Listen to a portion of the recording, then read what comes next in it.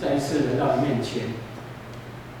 用诗歌敬拜你，也要聆听你的话语。这时候，求你安静我们的心，保守我们的心怀意念，好让讲的、听的都能够在信仰上得到帮助和造就。也赐福每一位来到你面前的弟兄姐妹，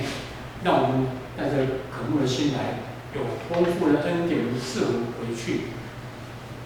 我们这样祷告、感谢，都是靠耶稣基督的名求。阿门。阿门。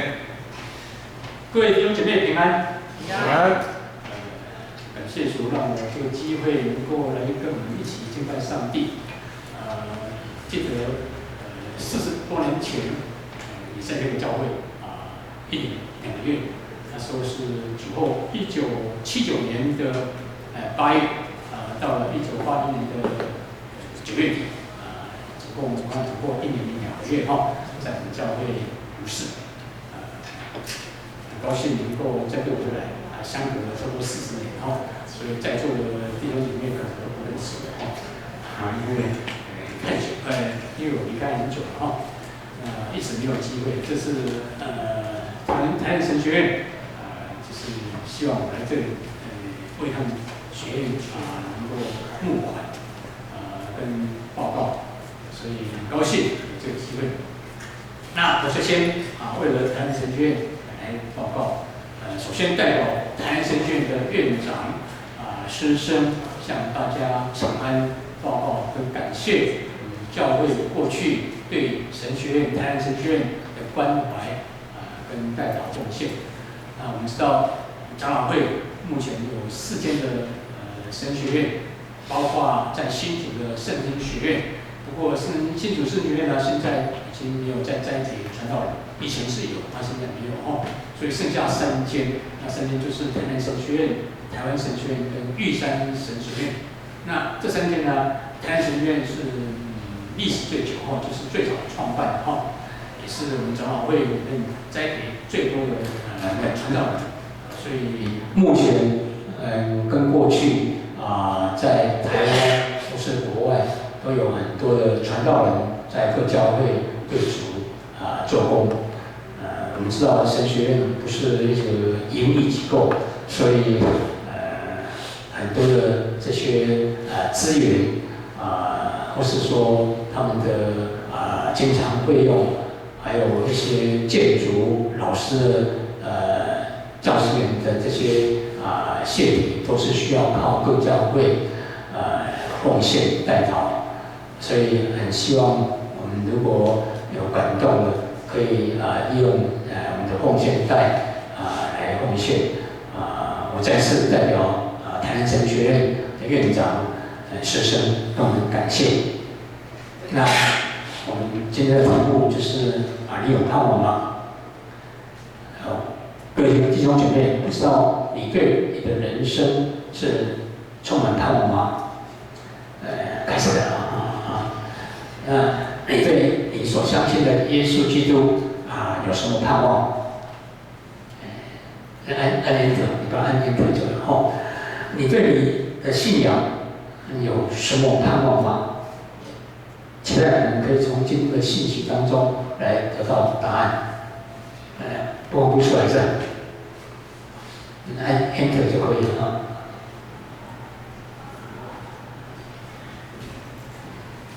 那个人可以帮助他，因为我做这个播放费花了很多时间，如果我没有播放的话也很可惜因为我希望我讲到的时候能够同步播放，这样子对我们能够更加了解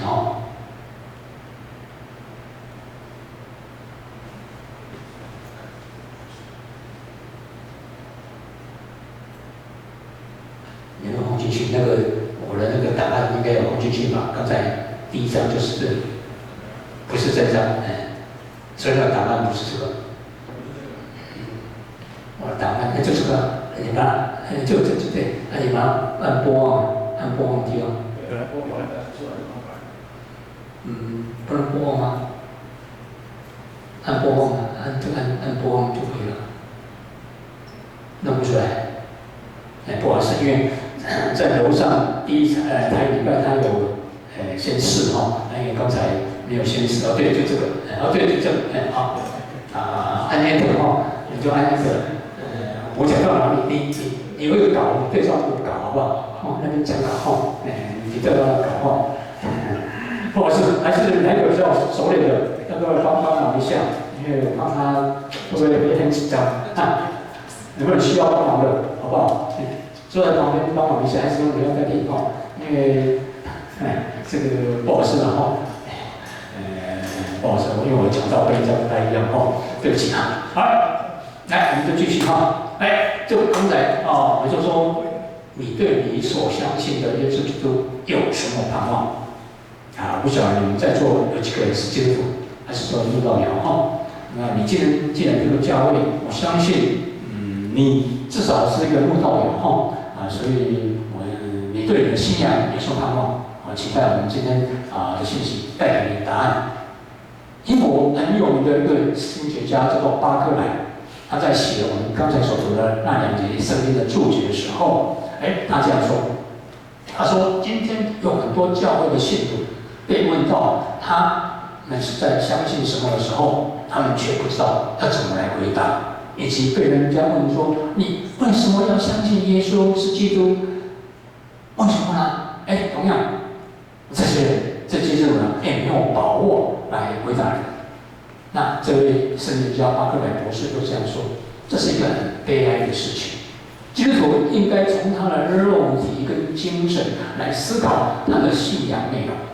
这样才可以告诉别人你究竟在相信什么，以及为什么你要相信耶稣是基督的原因。这也是我们要传福音的一个内容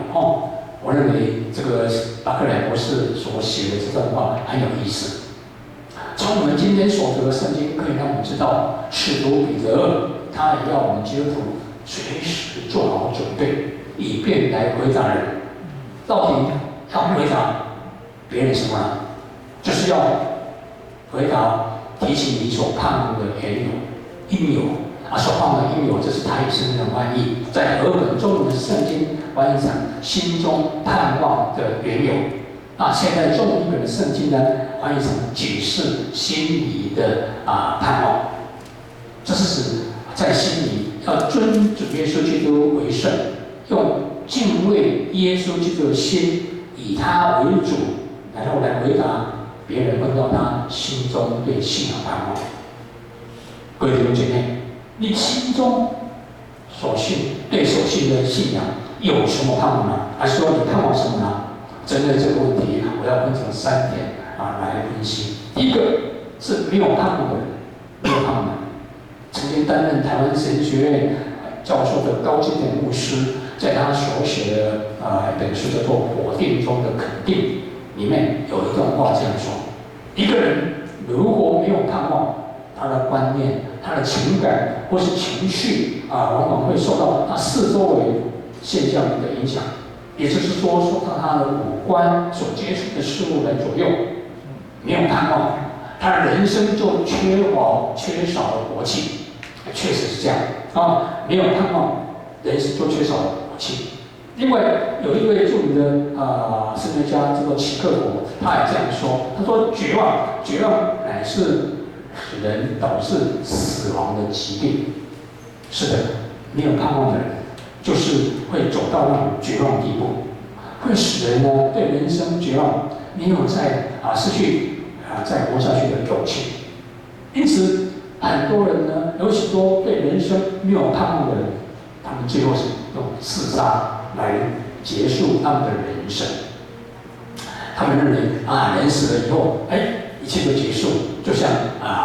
人死如灯灭。我不晓得有没有听过这句成语有人说，我人死了，就那个灯就熄掉了一样所以呢，这些没有盼望的人常常会很悲观的这样说死了就算了，有什么了不起？所以这些自杀的人想说我自杀以后，我就解脱了，就解决了那些痛苦。人生真的是死了就算了吗？不是，绝对不是。我们基督徒绝对不能够有这种看法。旧约圣经所记载的那位约伯，他在魔鬼的试探之下，他受尽了肉体上跟精神上的痛苦。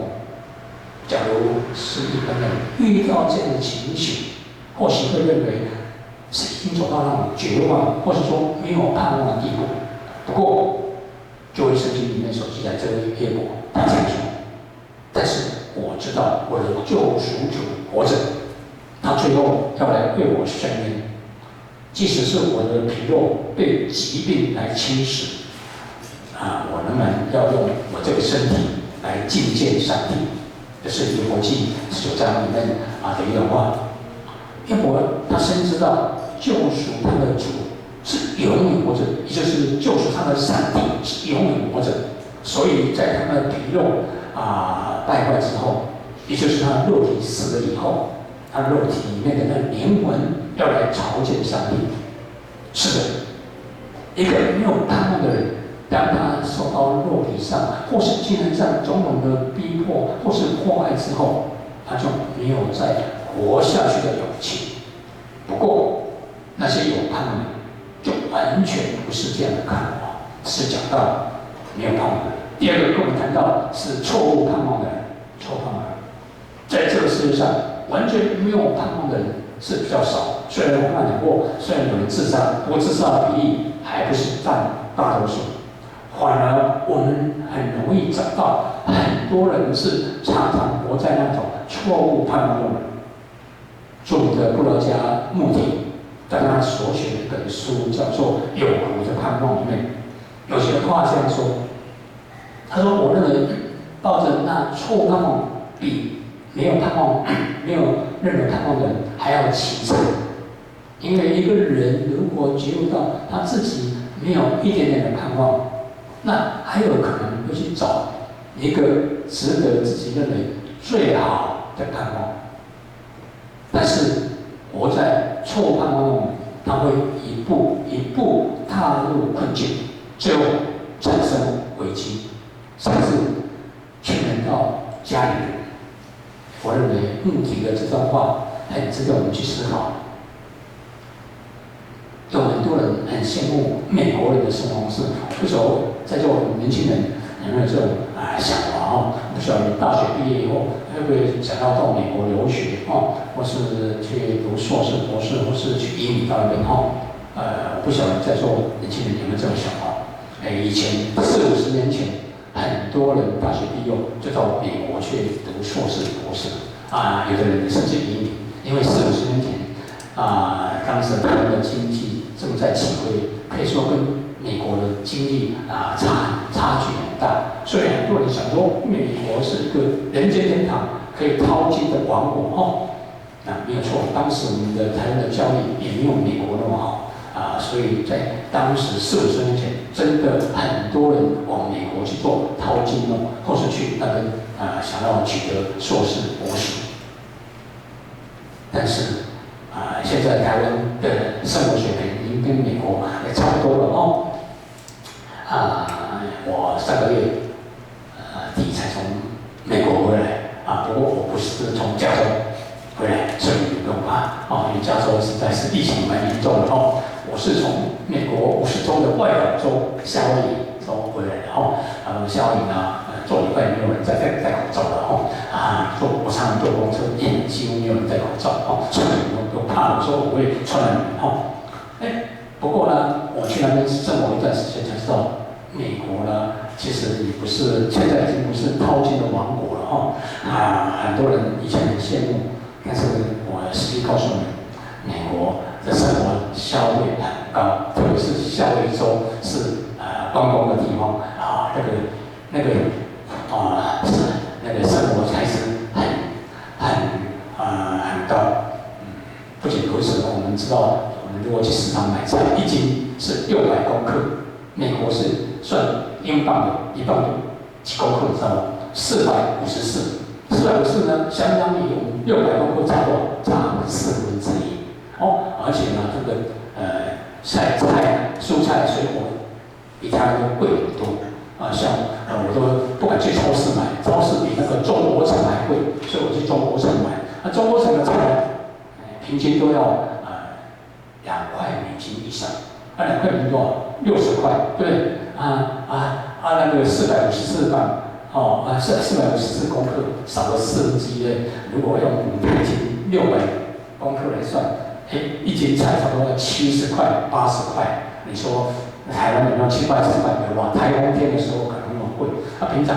假如说7、80块，我想我们的父母可能那个菜都不敢买不仅如此，美国人呢，大部分人都生活在那负债累累的阴影之下。这是因为当时美国政府呢认为要提高产品的生产力跟流通力，所以很鼓励他们的百姓去尽量去买东西如果你没有钱，没有钱可以办理分期付款或是贷款，然后慢慢来还像家里的电视、冰箱电毯、电炉、洗衣机等等的这些日常用品都可以用分期贷款。所以呢，住的房子或者是开了汽车办理贷款或是分期付款，可以说是很平常的事情。那每一个月薪水花下来用来付这些贷款或是分期付款，扣除这些费用以后呢，所剩下的钱可以说所剩无几没有多少钱，甚至有时候呢，到了月底那个花的薪水是不够用。在景气好的时候，还没有什么问题。但是呢，景气不好的时候呢，很多公司都会裁员，裁员就是没工作了没有工作当然就没有收入，没有收入呢，当然也没办法付那个贷款或是分期付款的钱，因此呢，就会牵连到替他做保证的那个保证人因为自己还不起，保证人就要还所以就会牵连到自己的太太或是子女亲人这些当保证人。这里让我想到12年前，就是后2008年的时候，当时呢，美国发生那个信贷危机，就是次级房贷的那种经济危机。也就是说，你买房子贷款的是第一胎，很多人不够用就来做第二胎就是在跟银行在借钱这叫做第二胎。结果呢，很多人被坏了，失业了，没有办法还钱，银行找保证人没有钱，那怎么办？就发生了经济危机。当时不是只有美国发生经济危机，美国因为是经济强国，结果他们发生经济危机以后，影响到全世界，包括当时的台湾也受到影响。这是一个很实际的历史。很多人想要享受比较高尚的生活，但是没有衡量自己的经济能力，然后做了一个错误的判断，错误的盼望，导致影响到家人以及许多相关的人。另外，有很多人这样想，说我现在很忙没有时间来做礼拜，也没有时间看圣经，所以还不想要信主。等到我退休以后有时间，我再来信耶稣，再来教会。这也是一个错误的盼望，因为我们不一定有那个机会。还有，常常有人这样问我说：“牧师我临终的时候，以前我才来信耶稣，然后这样可以得救吗？”我不晓得你有没有想到这个问题真的有很多人问我这个问题因为他现在很忙，现在很忙还不想信耶稣。真的也有人临终的时候，他的家人赶快告诉牧师说：“我的妈妈现在已经快要昏迷状态了，牧师你可不可以帮他洗礼啊？”这个让牧师很为难因为平常原来不能教会，然后呢快要临终以前呢，要请牧师来洗礼。这样的人可以得救吗？假如这样的人可以得救，那么呢，有的人就说，那么我要在临终以前才来洗礼来信耶稣。其实有很多人是在他想不到的时候就离开世上，意外死亡，因为很多天灾、地变、地震。台风等等，不是我们一个料想到。就像这次的 SARS， 中国这个肺炎呢，很多人已经过世了。还好我们台湾政府防治得力，比较少人因为这样而丧失生命。但是那些意外来死亡的人呢，可以说他们连回来机会都没有，所以这个也是个错误的盼望。有人讲说，错误的盼望就像是蜘蛛在喷一个蜘蛛网因此呢，这也算是一个错误。虽然你看看蜘蛛七面五跟一个网，但是呢，假如你家里看到蜘蛛网的时候，你会不会赶快拿一个扫把赶快把网子把它弄掉？一般人都会这样做。那有的人呢，就像蜘蛛在喷人生的网，这个网好像是做梦一样。不过有一天这个网呢就会马上被人清理掉，如此一来那个好像做梦的网也就不知道哪里去了。那一切梦想也会因为这样落空。我觉得这样的比喻是很有道理的。这是讲到错误盼望。第三个，跟我们谈到了正确盼望的人，正确盼望。智慧的王所罗门王曾经这样说：“他说，恶人一死，他的指望一定要灭绝，罪人的盼望也必灭没。”这是箴言11篇第7节所记载。刚才提到那位著名的布道家穆迪，在解释这节圣经的时候，他说：“恶人就是去归属某一个教会在那里聚会，上学有一些盼望，但是他们最后还是要灭亡。灭亡的原因在于他们不能够及时发现错误。等到他们知道什么时候是正确的盼望的时候，那个时候已经太慢了，太晚了。”是的，穆迪的这段话可以让我们知道，当我们还活着的时候，应该好好把握那正确的盼望。那么我要请问大家，那什么才是正确的盼望呢？穆迪他又这样说，他说我们所盼望的是耶稣基督，他已经通过考验，所以我们的盼望如果是建立在耶稣基督的根基之上，那么这个盼望才是一个稳固又稳定又坚固的。从穆迪的这段话可以让我们知道，正确的盼望应该是要建立在耶稣基督的根基上面。当主耶稣被人钉十字架以后，他的学生很失望。本来他们都想说，我们跟着这个老师应该可以当犹太人的王，来推翻当时的罗马帝国。但是，竟然耶稣被判死刑，被钉十字架，所以他们很失望，甚至到了绝望地步。但是耶稣从死里复活以后，这些学生就从绝望中变成盼望，因为耶稣好几次给这些学生看，让他们知道耶稣他们所跟随的老师确实有从死里复活，也确实不是一般的人，但是道成肉身的上帝来到世上。彼得可以说是耶稣12个学生的班长，因为他常常很勇敢耶稣问话的时候，他第一个回答然后也最勇敢去面对一些困难。当耶稣复活以后，也曾经3次呼召彼得说：“你爱我吗？你还喂养我的羊。”后来彼得也接受耶稣这个呼召，所以当耶稣升天以后，他到处在耶路撒冷到处传福音证明见证耶稣基督是复活者。后来呢，那些不相信耶稣基督的犹太人抓他到犹太公会审判的时候呢，彼得很勇敢的对主耶稣做见证说：“他说除了耶稣基督以外，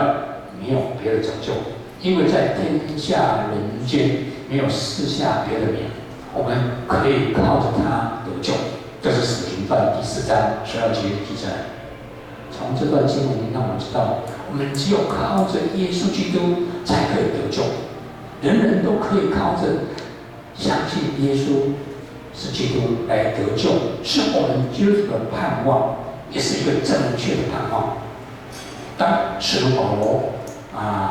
悔改信主耶稣以后，他也体会到我们得救是根据盼望来的，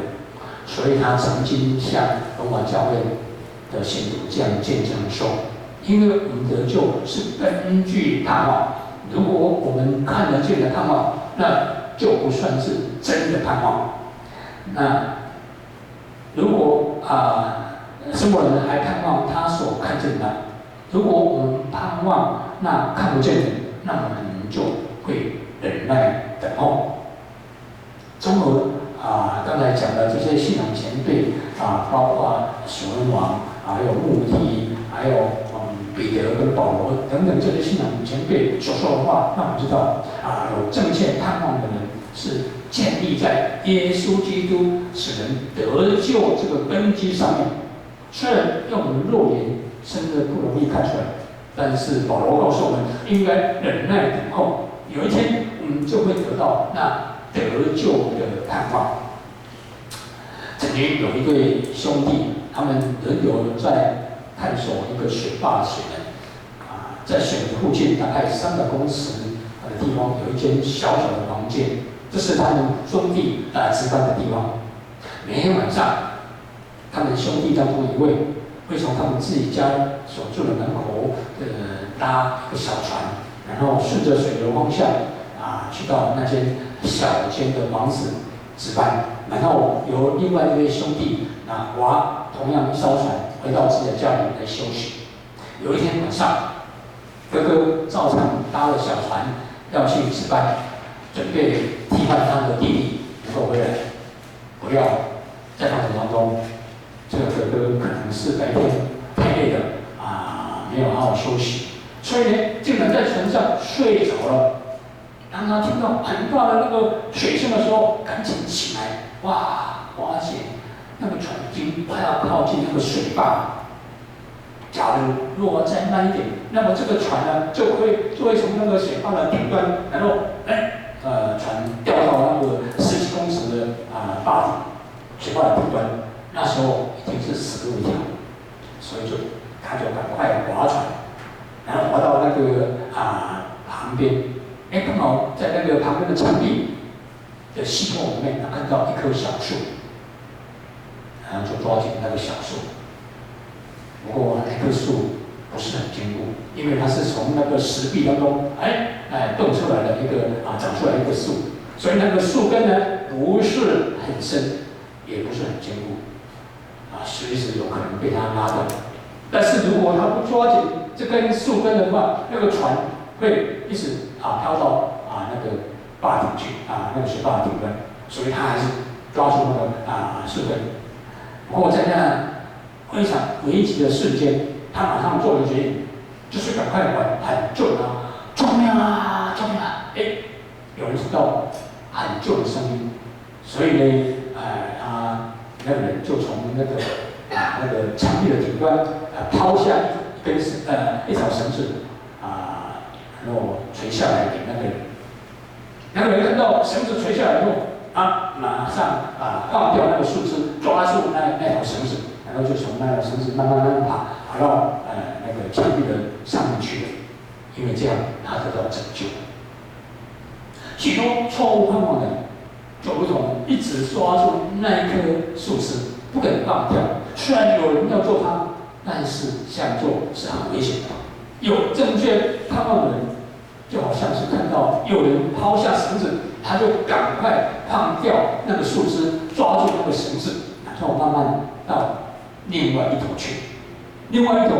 就像这样子，有耶稣在那边要帮助人，他要拯救人，让我们不致灭亡，乃是要让我们得到那永远的生命。最近我们讲到中国的武汉肺炎，导致全球都很紧张。我觉得这次紧张呢，比我想到之后2003年，就是17年还紧张因为我记得那时候还没有那么紧张这次真的很紧张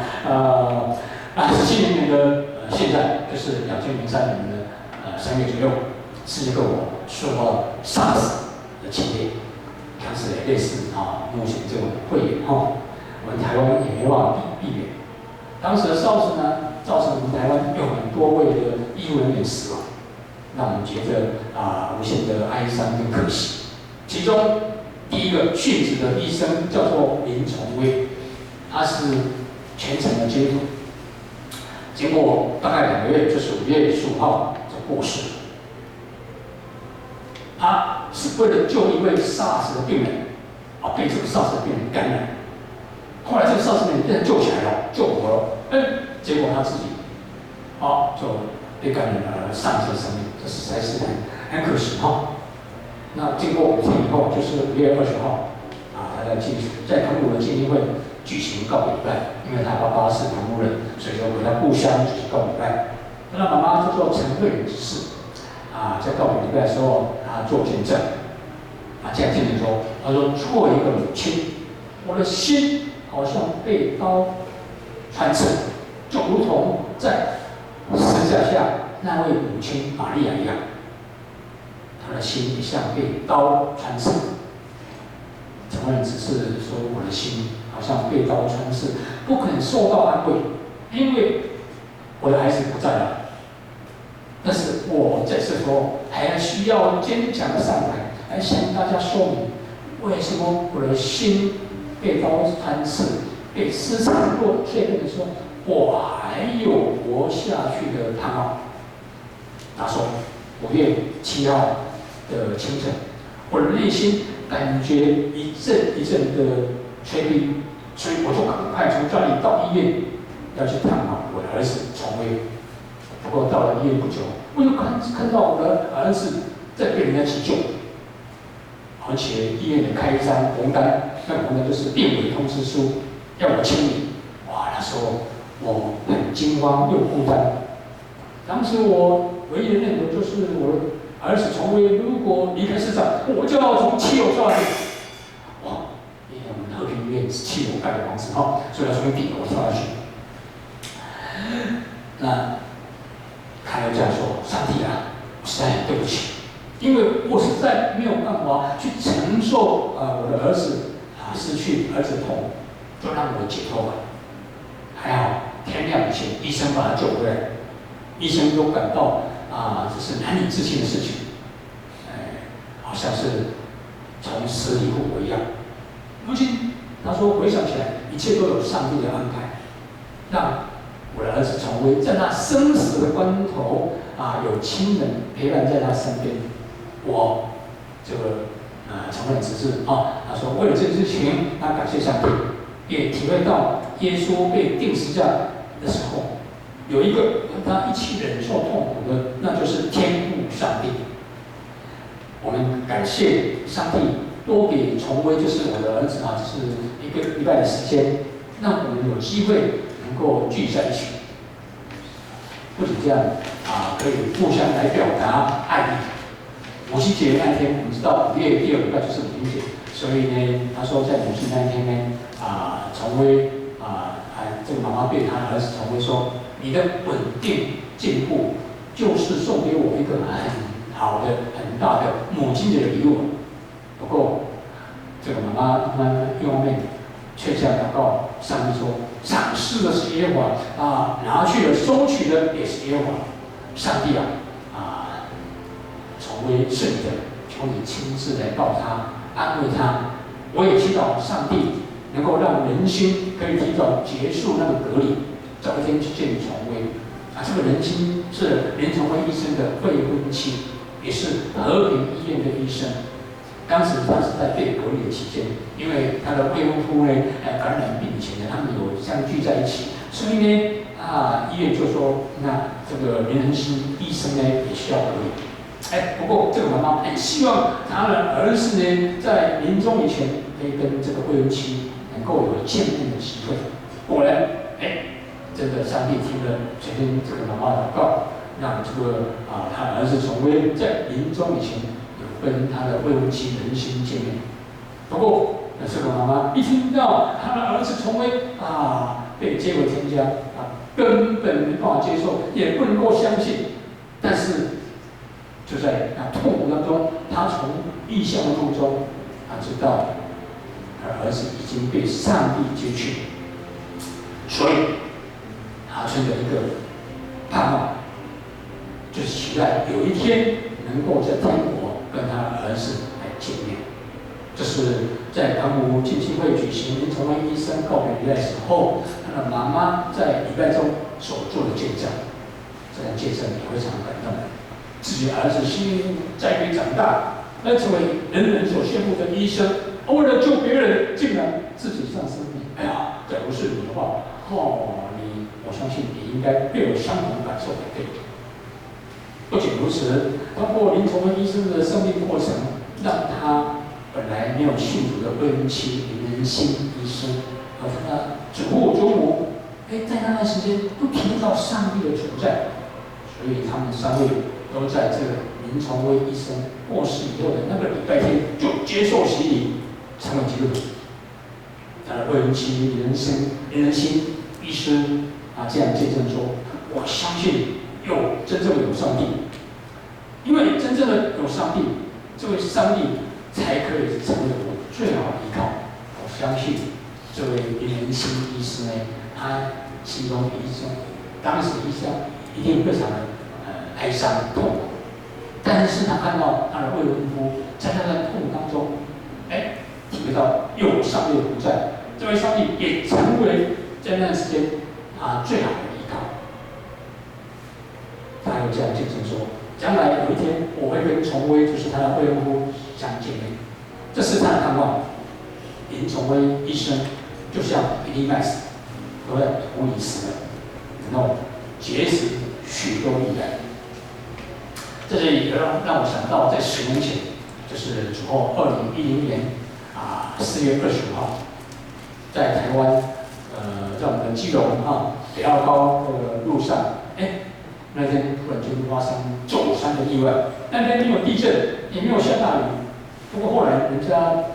调查结果是因为那之前有下过大雨，那个山呢，里面的土已经松动了。刚好那天呢，就这样子山呢移位了。移到那个刚好北澳高的路上。在移位的时候，碰巧有3辆车，里面坐了4个人也在里面，就在这个意外当中死亡。其中有一位是当时担任基隆中山长老教会的赖德金牧师的长屋，叫做叶茂楚弟兄。在意外发生的1个礼拜后，有媒体去采访赖牧师的心境，他这样说：我觉得我的先生是一个很有信仰的人，应该把他活着的时候那些见证写出来，希望他的朋友不要忘记他。还有他的孩子，他有2个女儿在我们那个图片里面最右边的是赖牧师，左边那2位就是他的女儿。希望赖牧师希望他2个女儿也不要忘记爸爸回来。赖牧师又这样说，他说上帝喜乐他的先生，他的丈夫在地上劳苦。上帝的意思是美好的，上帝的旨意是美好的。我们不能够不接受，意思说，虽然他遇到这么样的大的伤痛打击，但是他还是用信仰来接受这个事实。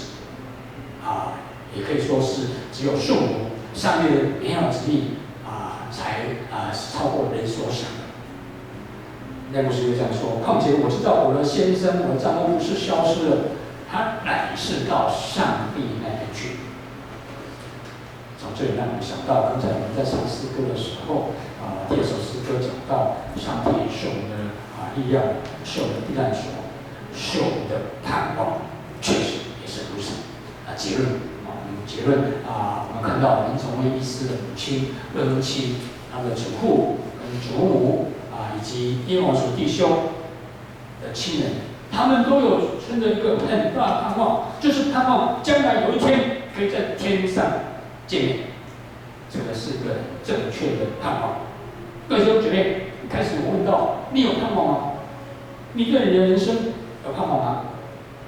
你对你所信的耶稣基督有盼望吗？你对你的信仰有所盼望吗？你盼望在你人生结束以后，将来可以到天上跟你的亲人再相见面吗？期待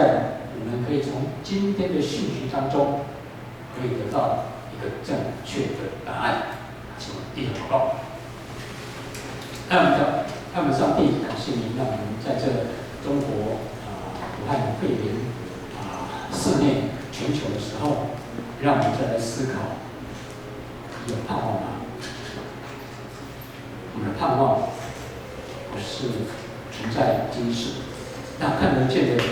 正如保罗所说的，那不是我们真正的盼望。我们盼望的是那看不见的，因为我们目前看不见，但是我们应该忍耐等候，